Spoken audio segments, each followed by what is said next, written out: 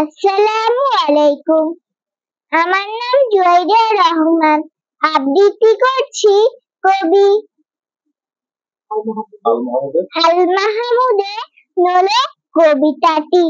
আমার মায়ের সোনার নোলক হারিয়ে গেল শেষে, হেথায় খুঁজি হোথায় খুঁজি সারা বাংলাদেশে। নদীর কাছে গিয়েছিলাম, আছে তোমার কাছে হাত দিও না, আমার শরীর হারাবো আর মাছে। বলল কেঁদে তিতাস নদী হরিণ বেড়ের বাঁকে, সাদা কালো বকরা যেথায় পাক ছড়িয়ে থাকে। জল ছড়িয়ে দল হারিয়ে গেলাম বনের দিক, সবুজ বনের হরিণ টিয়ে পরের ঝিকিমিক।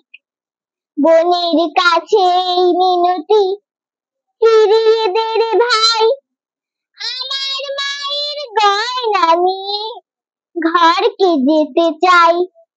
কোথায় পাবো তোমার মায়ের হারিয়ে যাওয়া ধন? আমরা তো সব পাখালি বনের সাধারণ। সবুজ চুলে ফুল পেঁধেছি, নোলক পরিণত, ফুলের গন্ধ চারজনে নাও, হাত পাতো বলে পাহাড় দেখায় তাহার আহার ভরা বুক।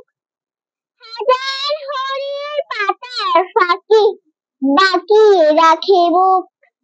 এড়িয়ে খোপা রাত বেরিয়ে তীর বাড়ালাম পা, আমার মায়ের গয়না ছাড়া ঘরকে যাব না, আমার মায়ের গয়না ছাড়া ঘরকে যাব না। ধন্যবাদ।